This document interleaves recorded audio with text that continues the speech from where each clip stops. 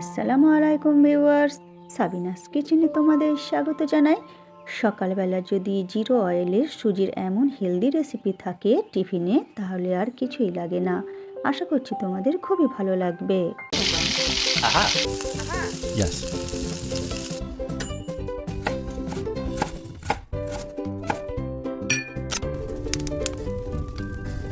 Wow! এখানে 500 গ্রাম সুজি নিয়ে নিয়েছি, তাতে 100 গ্রাম হালকা টক দই আমি ব্যবহার করছি। এখানে টক দই দিয়ে দিচ্ছি 100 গ্রামের মতো। এবারে অল্প অল্প করে পানি দিয়ে আমি সুজিটা গুলে নেব। এখানে আমি প্রথমে একেবারে পাতলা করে গুলব না, সুজিটা কোনো রকমে একটু ভালো করে গুলে নিয়ে আমি 10 থেকে 15 মিনিটের জন্য রেস্টে রাখবো, সুজিটা ভালো করে ফুলে যাওয়ার জন্য। এরপর ঢেকে রেখে দেব। এরপর এখানে আমি 100 গ্রামের মতো চিড়ে নিয়েছি। 2বার থেকে 3বার ভালো করে আমি পানি দিয়ে চিড়েটা ভালো করে ধুয়ে নেব। ধুয়ে নোংরাগুলো ফেলে দেব। দিয়ে এরপরে অল্প করে পানি দিয়ে চিড়েটা ভিজিয়ে রাখবো। এরপর 5 মিনিট পর চিড়েটা আমি সুজির মধ্যে মিক্স করে দিচ্ছি।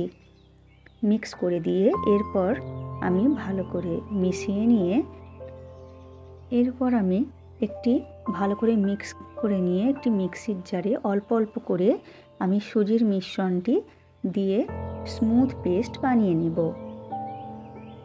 এইভাবে সবগুলো আমি পেস্ট করে নেব।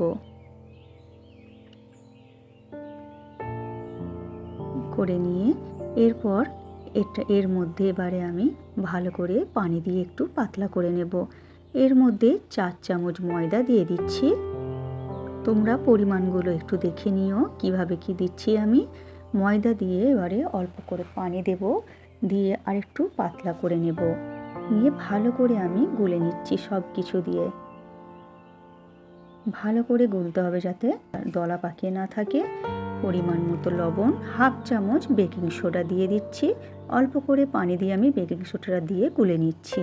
বেকিং সোডা দেওয়ার জন্য এই টিফিনটি খুবই জালিদার হবে এবং নরমও হবে। এরপর একটি মিক্সির জারে চাটনির জন্য 2টো মাঝারি সাইজের টমেটো, ঝালের জন্য কাঁচা লঙ্কা আর 1 মুঠো রসুন দিয়ে পেস্ট করে নিচ্ছি। একটি ফ্রাই প্যানে সর্ষের তেল দিয়ে তাতে এবারে টমেটোর পেস্টটা দিয়ে দিচ্ছি। দিয়ে এরপরে এর মধ্যে পরিমাণ মতো লবণ দিয়ে দিচ্ছি আর দিয়ে দেব 2 চামচ টমেটো সস।